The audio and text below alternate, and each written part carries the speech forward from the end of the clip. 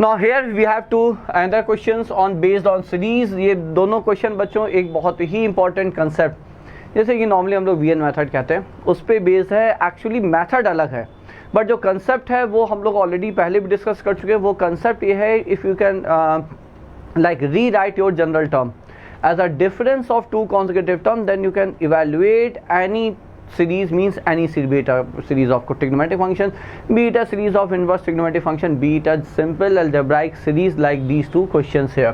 ठीक है, so let's start. जो पहला क्वेश्चन है आपका वो है टी आर है आपका r upon r is power 4 minus 3r square plus 1, and you have to evaluate this s, which is summation of all such terms, sum of all these terms when r goes from 1 to infinity. तो देखिए यहाँ पे as I said r upon r raised power 4 minus 3r square plus 1.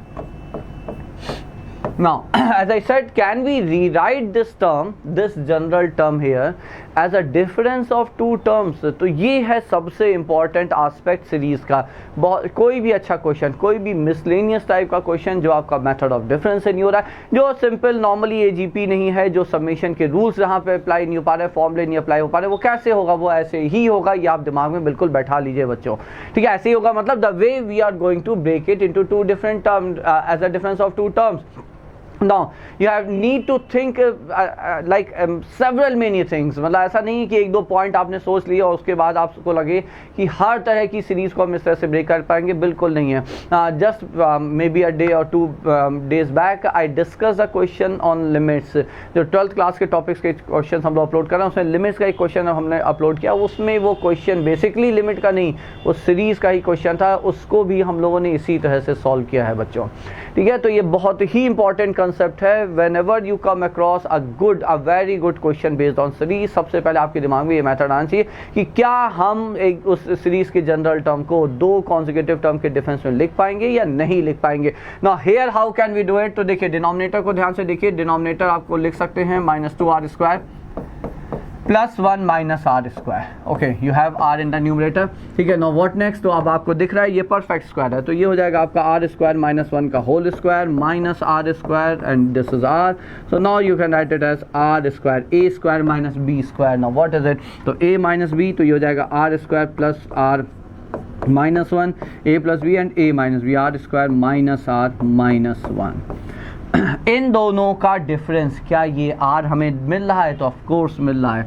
हम यहाँ पे r को लिख सकते हैं 2 से मल्टीप्लाई डिवाइड कर दिया तो 2r हो गया. ओके, तो यहाँ पे हमने 2 से मल्टीप्लाई डिवाइड किया 2r. अब इसे हम लिख सकते हैं r square and then this is plus r minus 1 minus R square minus r minus 1. Isn't that? ये आ गया एंड दैट्स द पर्पस. ये हो गया आपके दो टर्म्स के डिफरेंस में ब्रेक, ठीक है? कैसे? अब हम न्यूमरेटर अपॉन, जो न्यूमरेटर पहला टर्म है अपॉन डिनोमिनेटर करेंगे, माइनस न्यूमरेटर दूसरा टर्म अपॉन डिनोमिनेटर करेंगे, and then we can write it. So हमारा जो जनरल टर्म है, so therefore T R is half times 1 upon R square minus R minus 1 minus 1 upon R square plus R minus 1. ठीक है, एक चीज़ important है बच्चों यहाँ पे, वो क्या है? वो ये है कि we should be able to get the difference of consecutive terms here. मतलब ये है कि यहाँ पे देखिए ब्रेक तो कर लिया, अब एक चीज़ और चेक करनी पड़ेगी और पढ़ना होना चाहिए. वो ये है कि जब हम r की वैल्यू रखेंगे तो देयरफॉर जैसे s है तो हमने लिखा summation of T R, r goes from 1 to infinity, so this is half को हमने बाहर ले लिया, summation r goes from 1 to infinity, and then this is 1 upon r square minus r minus 1 minus 1 upon r square plus r minus 1. तो दोनों ही से आपको same terms मिलने चाहिए. मतलब r को जब आप 1 रखें तो कुछ यहाँ पे मिलेगा, कुछ यहाँ से मिलेगा, बट जब आप 2 रखेंगे तो ये वैल्यू और ये वैल्यू कहीं ना कहीं एक दो स्टेप के बाद सेम वैल्यूज जो पहले आपको पहले स्टेप मिली है दूसरे स्टेप में दूसरा टर्म वो वैल्यू दे, तब तो ये मेथड आपका काम करेगा. ठीक है, तो कैसे? आप देखिए r की वैल्यू, अब हम r की वैल्यू रखते हैं, I am just removing it. r को 1 रखा तो ये हो गया 1 माइनस, जब वहाँ पे 1 रखा सो 1 1 कैंसिल, तो this is again 1. So coincidentally okay right, this is minus 1 रहा था, आई एम सॉरी, है ना? ये -1 होगा, ये भी -1 है, राइट. प्लस अब जब r को हमने यहाँ पे 2 रखा तो ये हो गया 4 - 2 and then this is 1 minus. जब यहाँ पे 2 रखा तो 4 + 2 6, ये हो गया 1/5 प्लस, फिर जब r को अपने यहाँ पे 3 रखा तो 9 - 3 6 1/5। सी दैट्स व्हाट आई मेंट, 1/, जब यहाँ पे 3 रखा तो ये हो जाएगा 9 + 3 12 and -5 is 11। See that's what I meant when I said कि जो टर्म्स हैं आपको दोनों ही से, इससे और इससे, r की वैल्यूज़ के लिए वो एक या दो स्टेप के बाद सेम आने चाहिए। सेम आने चाहिए मतलब देखिए जैसे 1 यहाँ से मिला तो ये 1 यहाँ से मिला, 1/5 1/5, इसी तरह से टर्म सारे कैंसिल होते आएंगे। अब यहाँ पे एक बहुत ही इंपॉर्टेंट पॉइंट है, वो ये है the number of terms which are left in the beginning should be equal to the number of terms which you will get at the last. पहली चीज़, और जो टर्म यहाँ पे अब देखिए ये जो टर्म आपको मिला है बेसिकली ये यहाँ से मिला है, याद करिए जब r को हमने यहाँ पे 1 रखा तो ये टर्म मिला, इसका मतलब एक टर्म आपको शुरू में बचा है तो एक टर्म आखिरी में बचेगा, ठीक है, और वो फिर यहाँ से बचेगा।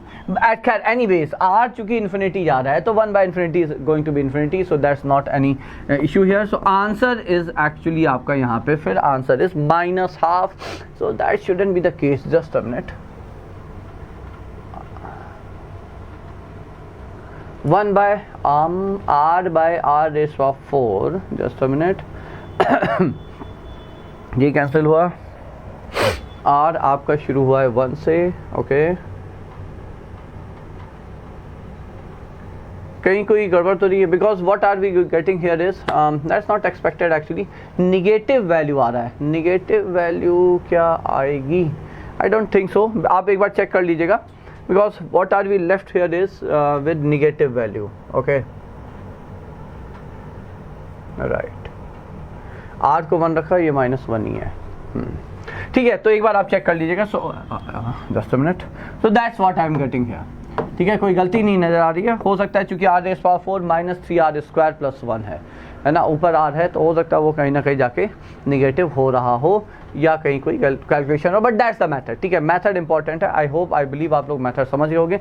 Now let's move to the next question है, जो दूसरा क्वेश्चन है यहाँ पे, सेकंड क्वेश्चन ये है, इसके देखिए किसी भी सीरीज को सॉल्व करने का पहला स्टेप है to write the general term, तो जनरल टर्म यहाँ पे आपको साफ दिख रहा है सेकंड सीरीज का, वो है r⁴/135, दैट्स एन AP, इसका जनरल टर्म आप लिख लेंगे 2r - 1, और जो दूसरा टर्म डिनोमिनेटर में प्रोडक्ट में चल रहा है दैट्स अगेन एन AP 357, ठीक है, तो इसका भी आप जनरल टर्म लिख लेंगे, वो आ जाएगा 2r + 1, ठीक है। तो फिर से ये है r⁴, और पहले हम इसे लिख रहे हैं 4r² - 1, why am I writing it, because अब हम इसे 16 से मल्टीप्लाई और डिवाइड करेंगे तो ये हो गया 1/16। क्यों किया, इसलिए किया क्योंकि अब हम इसे लिख सकते हैं 4r² - 1 into 4r² + 1 upon of course -1 + 1 करके, ठीक है, अपॉन 4r² - 1, ये आ गया, बट ये एक टर्म हो गया इसके साथ, ठीक है, तो +1 बचा, तो बेसिकली ये +1/16 टाइम्स 4r² - 1 यहाँ पे आपका बच जाएगा, ये और ये कैंसिल हो गया, तो ये पहला टर्म आ जाता है 4r² + 1/16, ये तो हो गया, इस पे हम समीशन रूल लगा देंगे। व्हाट अबाउट दिस वन, तो इसको हमने लिखा 1/16 इंटू डिनोमिनेटर, तो ऑलरेडी हमें पता है उसके दो फैक्टर्स हैं 2r - 1 और 2r + 1, तो यहाँ पे वापस हम लिखेंगे 2r +1 - 2r - 1 upon 2r + 1 into 2r - 1, बिल्कुल वही मेथड हम वापस से लगा रहे हैं when I'm trying to rewrite the general term as a difference of two term here, okay। तो अब देखिए यहाँ से 2r तो कैंसिल हो रहा है, 1 + 1 2 हो रहा है, तो इसका मतलब 2 आपको न्यूमरेटर में एक एक्स्ट्रा मिल रहा है, तो उसे बैलेंस करने के लिए यहाँ पे इंटू 2 हमें करना पड़ेगा। तो आपका जनरल टर्म आया इस सीरीज का, ऑफ कोर्स यहाँ पे n टर्म्स का सम चाहिए, SN चाहिए, मतलब सम ऑफ फर्स्ट n टर्म्स, तो जनरल टर्म आया 4r² + 1/16 प्लस 1/32 टाइम्स दिस, इसमें क्या होगा, इसको दो टर्म में हम लोग ब्रेक करेंगे, so now let's do it. तो ये आगे बढ़े, तो ये आपका TR आ गया, so this is 4r² + 1/16 and then this is +1/32 times 2r + 1 से यहाँ कैंसिल हुआ, तो ये 2r - 1 आया, -1/2r + 1 आया, दैट्स इट। अब आप जरा यहाँ पे SN लिख दीजिए, तो SN मीन समीशन, तो यहाँ पे समीशन रूल लग जाएगा 1/16 times summation of 4r² plus 1/16 times summation of 1, है ना बच्चों, यहाँ पे तो डायरेक्ट लग गया, ठीक है। अब इस पे जब समीशन लेंगे तो ऑफ कोर्स यहाँ पे हम summation of 1 by 2r minus 1 minus 1 by 2r plus 1, ये हो गया यहाँ पे। सो नाउ व्हाट, तो ये 4 से 4 ये कैंसिल हो गया। समीशन आर स्क्वायर आपको पता है बच्चों, R goes from 1 to n है, तो n into n plus 1 into 2n plus 1 by 6, 6 4 the 24, okay. Summation 1 is n, तो ये हो गया n बाय 16 प्लस 1 बाय 32। अब जरा r की वैल्यू 1 से n रखते हैं, 1 रखा तो ये 1 माइनस 1 बाय 3 आया, 2 रखेंगे तो 1 बाय 3 माइनस 1 बाय 5 आएगा, ठीक है। 3 रखेंगे तो 1 बाय 5 माइनस 1 बाय 7 आएगा, एंड डॉट डॉट डॉट, ठीक है। इसी तरह से चलिए फिर से हम वही चीज़ रिपीट करेंगे, एक बार और समझ लीजिए। 1 बाय 3 1 बाय 3 1 बाय 5 1 बाय 5, इस तरह के ये टर्म्स आपके कैंसिल होते चले जाएंगे। फिर से समझिए, पहला टर्म जो बचा है वो पॉजिटिव बचा है, तो एक जितने पॉजिटिव टर्म्स उतने ही एंड में निगेटिव टर्म्स, या वाइस वर्सा, जितने इनिशियली निगेटिव टर्म्स उतने एंड में पॉजिटिव टर्म्स, ठीक है। तो एक पॉजिटिव टर्म बचा है तो लास्ट में आपका निगेटिव टर्म बचेगा। मोर ओवर पॉजिटिव टर्म इससे आया है तो निगेटिव टर्म इससे आएगा। पॉजिटिव टर्म आर की इनिशियल वैल्यू रखने से आए तो निगेटिव टर्म आर की फाइनल वैल्यू रखने से आएगा। तो जब आर की फाइनल वैल्यू n रख देंगे तो यहाँ पे एक निगेटिव टर्म आएगा -1/2n + 1, एंड दैट्स इट।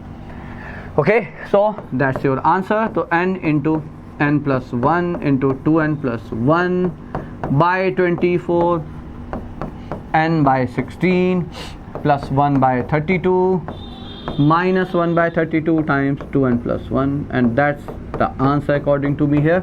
ये आपका फिर फाइनल आंसर हो जाता है। So those were two terms based on series here बच्चों।